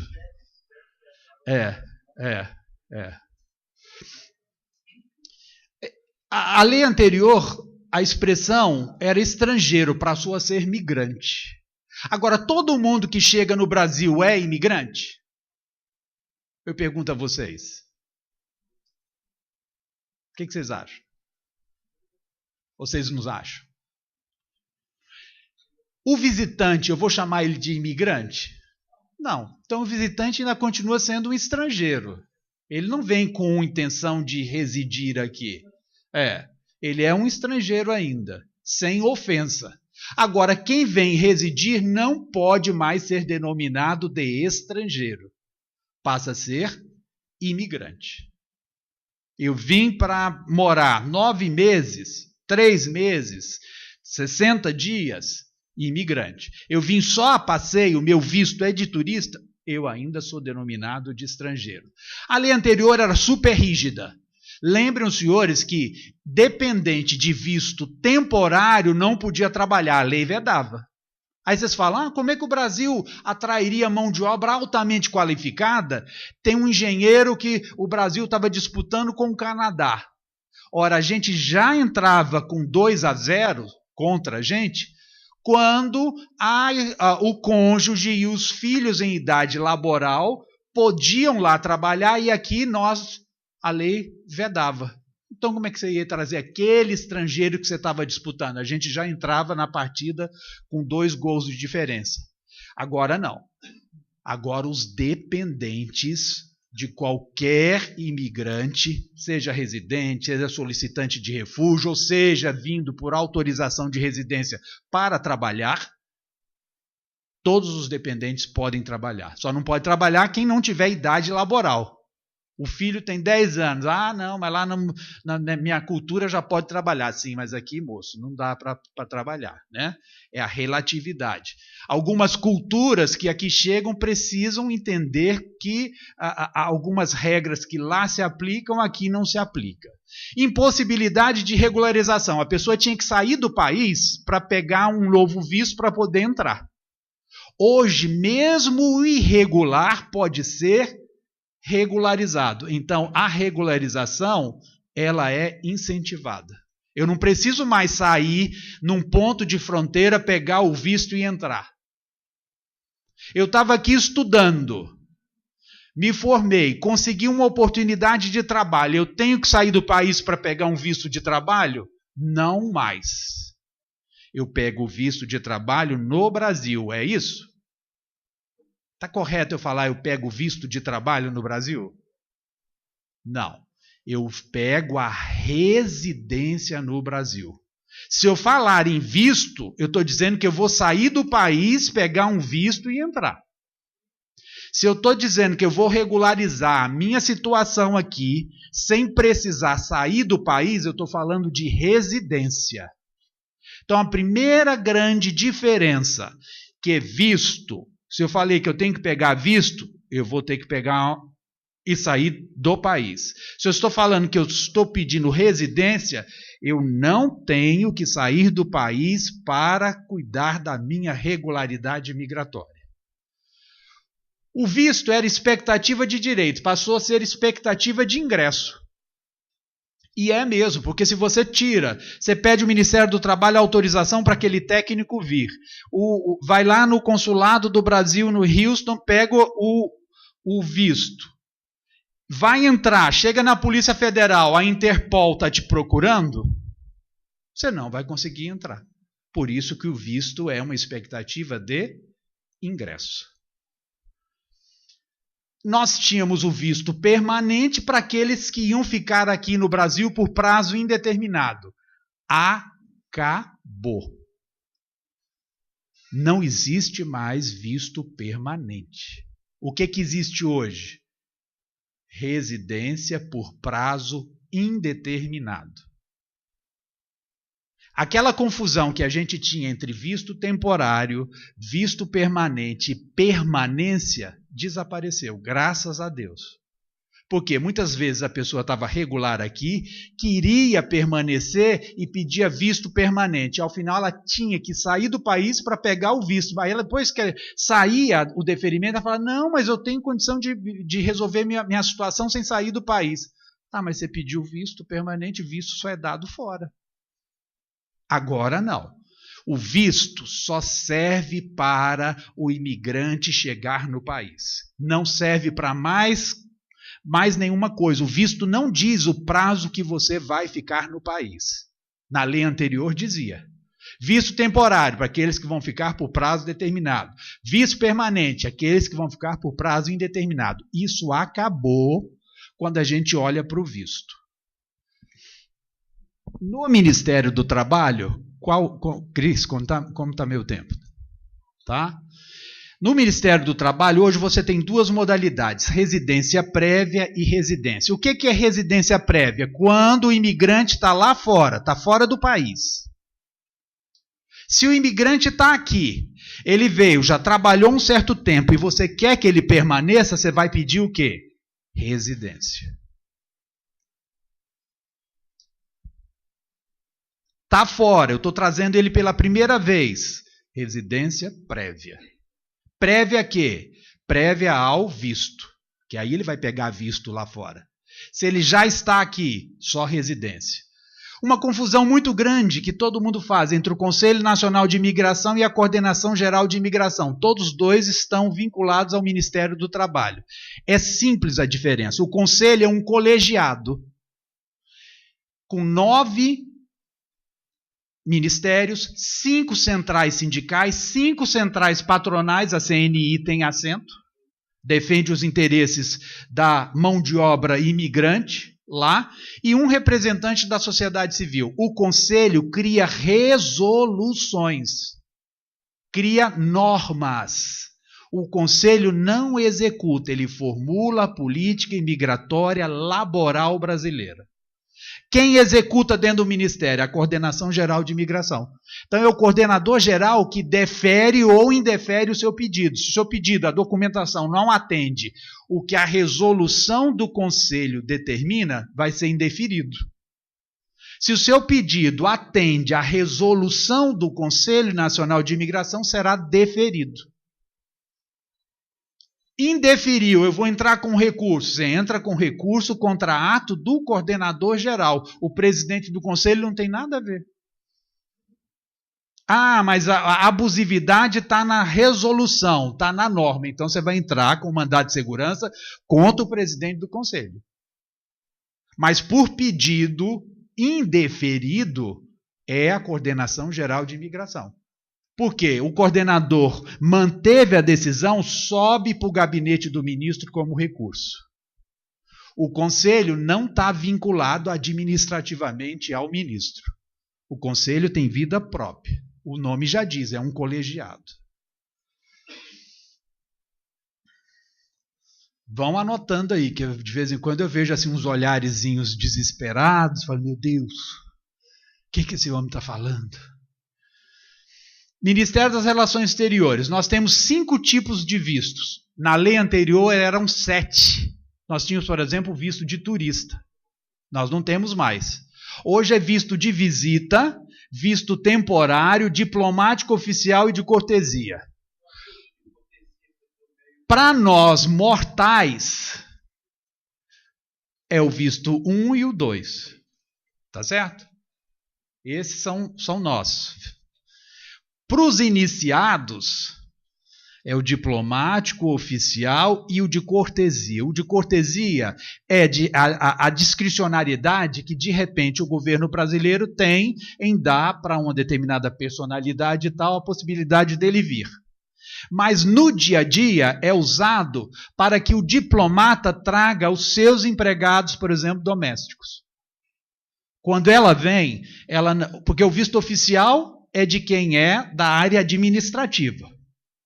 O diplomático é para o próprio diplomata. E a sua sogra, o seu enteado, a sogra é cortesia, e olhe lá. Vocês estão terríveis, né? Tá? Mas é de cortesia justamente isso. O doméstico que vem acompanhando um diplomata recebe o visto de cortesia e ele tem que ser contratado pela legislação brasileira. Tem isso. Mas eu e você somos um ou dois. Então, todo e qualquer imigrante hoje, não estou falando do venezuelano que chega no ponto da fronteira, não. Que ele vem sem visto. Aí ele se declara ou refugiado ou ele vai pedir a residência temporária. Estou falando daquele técnico que vocês precisam vir aqui para trabalhar na empresa de vocês, na indústria aí no polo. Ele vem com visto temporário. A única forma dele chegar no Brasil é com visto temporário. Ele pode chegar com visto de visita? Pode. Se ele vem fazer uma atividade que ele não receba remuneração, essa é a regra geral. Não pode receber remuneração no país e normalmente essa atividade tem que ser no prazo máximo de 90 dias. Passou disso aí, tem que ser visto temporário. Ele veio receber remuneração durante 30 dias, não pode ser visita. A lei proíbe receber visto de visita e receber remuneração. Cuidado com aquela facilidade. Ele vai ficar aqui só 30 dias. Eu vou pedir visto de visita, que é mais simples, e vou arriscar. Não arrisque. Se a fiscalização chegar e perceber que ele está trabalhando com remuneração aqui, R$3.000 pelo não registro. 10 mil na reincidência. Não vale a pena. Não vale a pena. Assim como trazer ele como assistência técnica e, na verdade, ele exercer trabalho com vínculo empregatício. Cuidado com essas situações.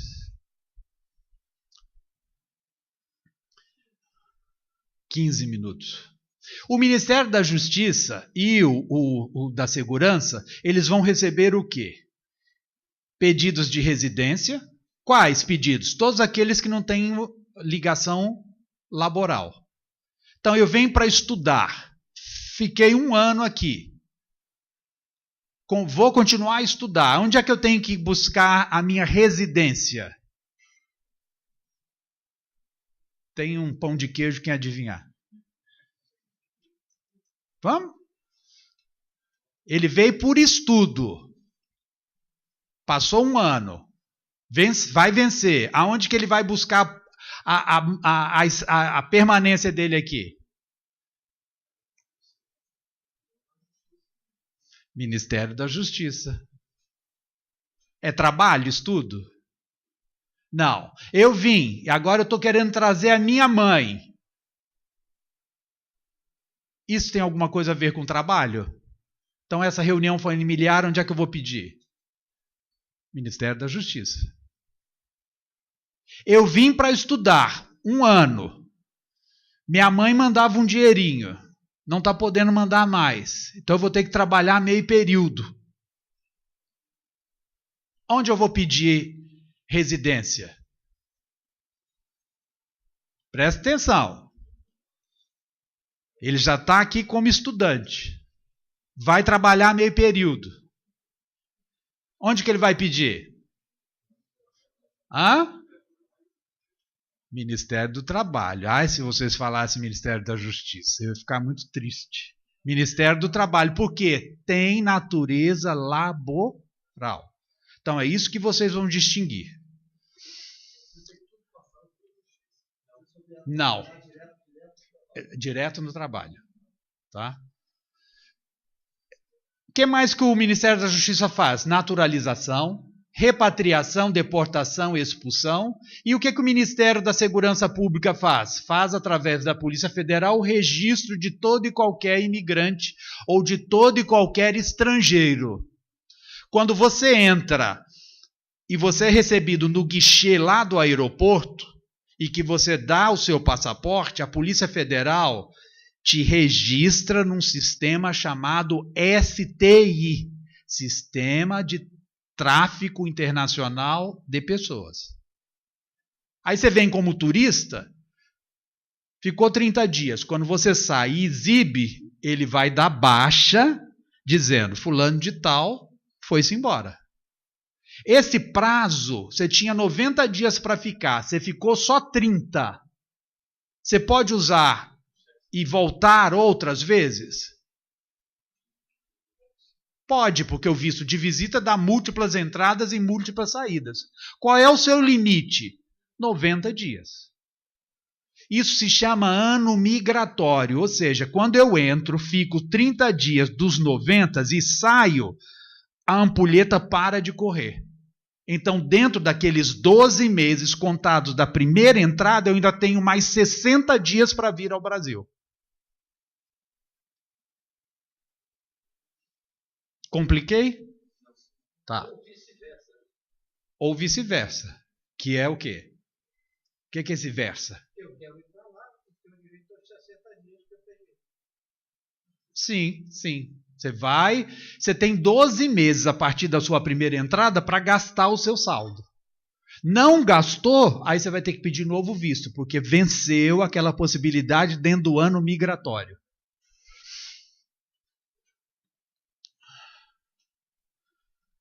Quando a gente fala sobre imigração venezuelana, por que esse seminário chama uma janela de oportunidades? É para dizer aos senhores que qualquer imigrante, em especial o venezuelano, ela é uma oportunidade para o país. É uma imigração que é 72% entre 20 e 39 anos. Então, nós não temos que gastar com a educação básica, ou mesmo com a graduação. Muito obrigado. Direitos humanos. Ela é majoritariamente masculina e de solteiros, 53. Chegaram no Brasil, na sua maioria, já a partir do ano de 2017, e a tendência ainda é ascendente. 82% são solicitantes de refúgio. Isso aí foi uma pesquisa de 2017. Hoje já caiu-se um pouco. Desempregados, 35%. Trabalhando por conta própria, 31%. 77% dos entrevistados diz que gostariam de se deslocar para outras localidades. 46% possuem ensino médio completo e 31,9% graduação ou pós-graduação. Isso aí foi um estudo que o CENIG, o Conselho Nacional de Imigração, com financiamento do Acnur, fez. O Observatório das Migrações Internacionais criou um modelo de pesquisa, é um observatório da UNB com o Ministério do Trabalho, e a Universidade Federal de Roraima aplicou. Então, deu um resultado de 78% dos imigrantes têm pelo menos um ensino médio completo. Não. Índio é outro mundo. Você fala para o índio, cadê seu passaporte? Cadê sua documentação para você entrar no Brasil?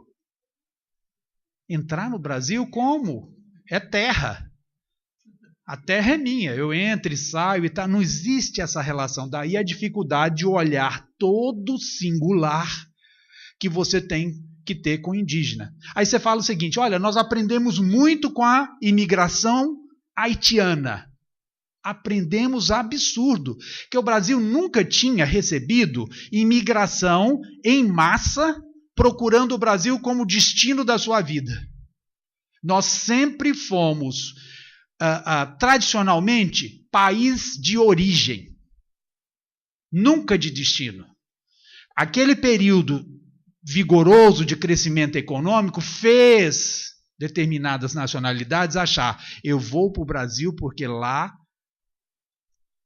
vai ser o meu destino. Ali eu vou conseguir suplantar a minha dificuldade econômica. E a gente não tinha, porque a imigração que nós tínhamos no Brasil era estimulada. Italianos, alemães e tal, todos de matiz, de raça branca.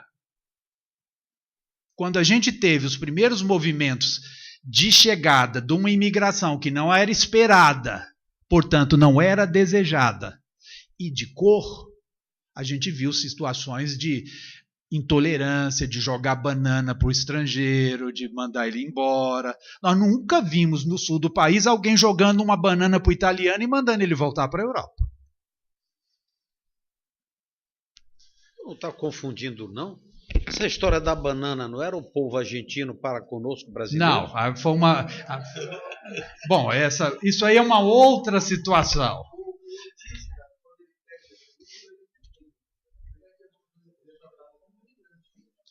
Mas ele é levado a pedir refúgio.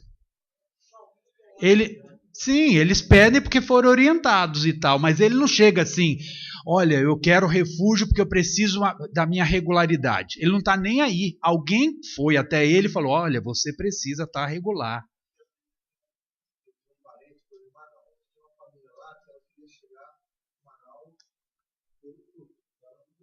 Sim, e aí o que acontece? Porque o indígena, essa migração pendular é muito característica. Se ele pede refúgio, sai, e depois quer voltar, ele não consegue. Então é melhor a residência. Essa mão de obra, ela chega preparada. Qual é o sentido desse seminário? Não é dar tratamento preferencial a ninguém. Nós só colocamos para os senhores o seguinte, é uma mão de obra pronta, jovem, vem com garra, vem disposta a revigorar, muitas das vezes, o tecido da sua empresa, do seu negócio, é alma nova, é pensamento novo, é desafio novo, a diversidade provoca uma série de mudanças positivas, 5 minutos, 5 minutos... Então, isso é altamente positivo para o ambiente da empresa, para o crescimento e para o amadurecimento. Então, é uma janela de oportunidades. É uma janela de oportunidades para quem está fugindo da fome, fugindo da dor, porque não tem um analgésico para você aliviar a dor. Nós não estamos falando de antibiótico, não existe um simples analgésico. E você tem a oportunidade de ter uma mão de obra que chega pronta, que é capaz, que tem qualificação. Então, qual é a sensação, qual é a intenção de nós sensibilizá-los? Coloque o nacional e o residente venezuelano ou qualquer outro imigrante em oportunidades. Selecione aquele que, para o seu negócio, tem o melhor perfil. Não é para fazer caridade nem assistencialismo. É para dar a oportunidade. Olha, o melhor perfil, quem mais se adequa à minha necessidade foi um cidadão venezuelano. Não, quem mais se adequou foi um cidadão brasileiro. É igualdade de oportunidades que a Constituição determina para o residente. Ou seja, ele vai ser bom para o seu negócio, ele vai te dar lucro, contrata. Não é para fazer assistencialismo. Não é para admitir por dó. É por oportunidades, oportunizar. Selecionar, analisar o currículo. A Constituição Federal, no artigo 5º, desde 1988, diz isso, que você não pode tratar diferente o residente, o estrangeiro residente com o brasileiro. Então, em termos trabalhistas, a reforma da legislação trabalhista trouxe uma série de dificuldades em relação ao imigrante. Não trouxe, não. Trouxe em relação à contratação de qualquer um, brasileiro ou não. Eu posso aplicar ao imigrante a figura do contrato intermitente? Perfeitamente. Eu posso aplicar ao imigrante um novo contrato de autônomo, que é aquele que não mais cria vínculo com a empresa? Sim. Eu tenho alguma dificuldade em dispensar um imigrante que não, depois do período de experiência, não comprovou o retorno necessário? Não.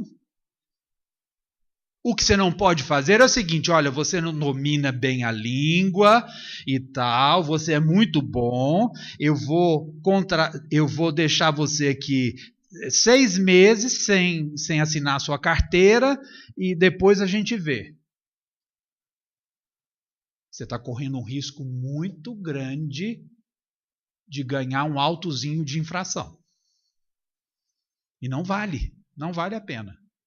Então, o tratamento é igualitário, não existe risco maior de ser solicitante de refúgio, de ser residente, ou de eu trazer essa mão de obra de lá. As obrigações são as mesmas. Eu posso utilizar, eu tenho uma pousada que, determinada época do ano, tem muito hóspede, mas tem determinada época do ano que não tem ninguém, eu vou contratá-lo um contrato intermitente. Posso? Tranquilamente.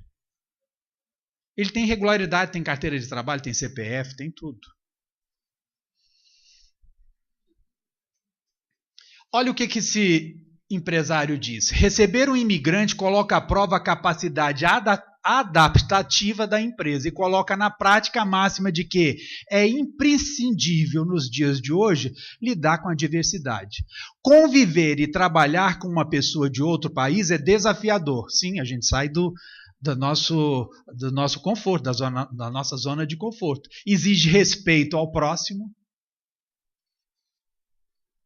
abertura de ideias e muita comunicação. Sabendo encarar as diferenças culturais como aprendizagem, o ganho em termos de recursos humanos é fenomenal para todos os envolvidos.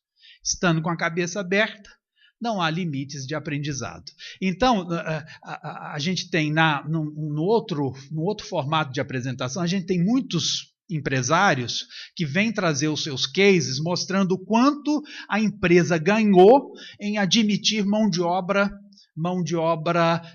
imigrante. Então, nós temos a Livraria Cultura, Lojas Renner, e por aí vai, com depoimentos muito interessantes do quanto a diversidade agregou a essas pessoas. Elas vêm com uma garra incrível, elas agarram todas as oportunidades que você dá, ela quer fazer muito bem feito, ela quer impressionar, ela quer mostrar que é pessoa. Ela quer mostrar que é merecedora de dignidade, porque trabalho é isso. Trabalho não é só contra-cheque no final do mês. Trabalho é vida. O homem sem seu trabalho não é nada. O músico já dizia isso. E não é. O homem sem trabalho não tem honra. Você falar para o desempregado, você tem seus valores. Não, confia em Deus e tal, Ele só vai acreditar em tudo isso quando ele voltar e ter seu trabalho. Porque nós, sem os nossos trabalhos, não somos nada. Olha o exemplo da seleção africana campeã da Copa, que diz para nós, imigração é tudo de bom. Quem ganhou a Copa de 2018? A África. A França só pediu emprestado. Mas isso é futebol. Futebol hoje é empresa. Futebol hoje não tem aquele negócio do amadorismo, não. Futebol tem todo um planejamento de lucro, de investimento. É uma empresa como outra qualquer. Então dizer que imigração é problema, não. Imigração é desafio.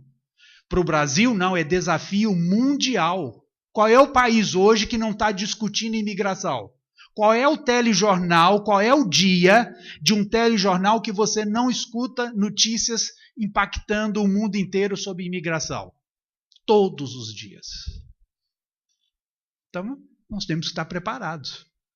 Nós temos menos de 1 milhão de imigrantes no Brasil. Nós temos 3 milhões de brasileiros lá fora. Por que será? Por que será?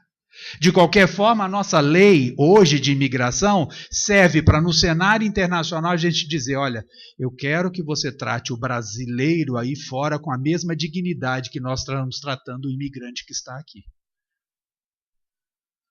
Então a lei nossa é tão boa que, inclusive, ela leva para aquele desesperançado que um dia saiu do Brasil uma possibilidade de proteção. Porque você não sai do seu país voluntariamente para ser imigrante em qualquer país. Você só sai obrigado.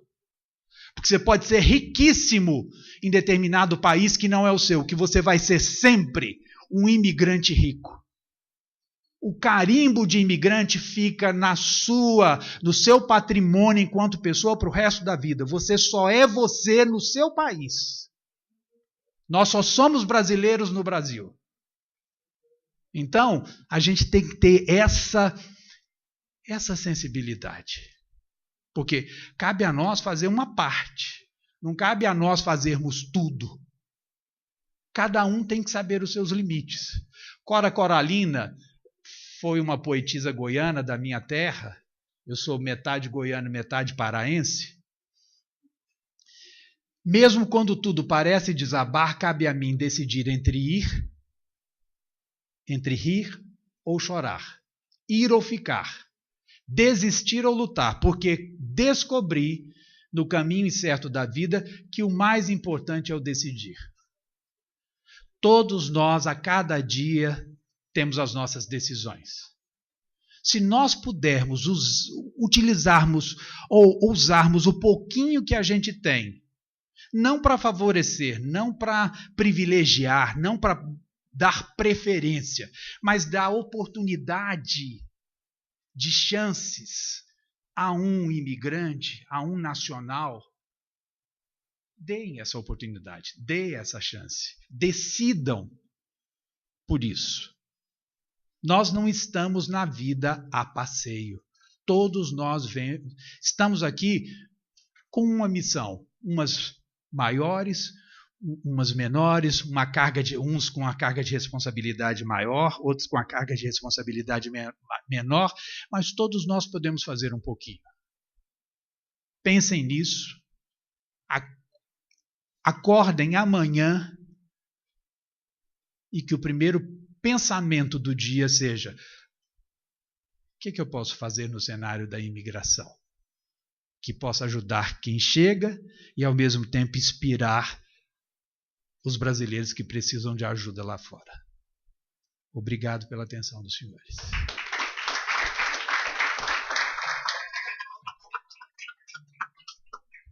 Eu acho que, Sérgio, a gente tem que contratar o Luiz Roberto para fazer palestras motivacionais. Principalmente aqui no nosso sistema, viu? Parabéns. Pô, eu acho que pelo adiantado da hora eu não vou abrir para o plenário, porque são 8h30 e nós regimentalmente temos que cumprir os horários das nossas reuniões.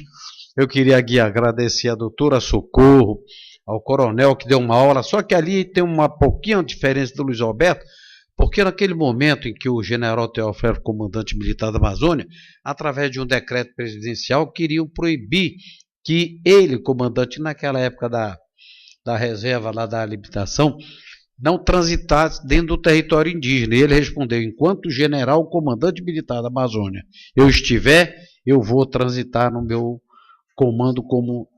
E o índio quer fazer a mesma coisa, né? Ele acha que ele tem direito, como não foi o que o senhor disse, que o índio transita pela terra toda, sem ter documento. Ele não tem noção de fronteira. Não tem. Então, eu queria agradecer vocês três e o nosso querido, agora o último nosso palestrante, que realmente o doutor Luiz Roberto aqui impressionou pelo conhecimento e algumas coisas até para mim que foram elucidativas, né, doutora Renê? Porque eu confesso que desconhecia. Então, agradecer em nome do Sistema Indústria do Estado do Amazonas a presença de todos os senhores e as senhoras e que possam retornar com as bênçãos de Deus às suas casas, e vocês, a hora e o dia que precisarem, nem precisa mais me comunicar. Mas não se comunique com aquele paraense não, comigo mesmo, tá? Obrigado, boa noite a todos.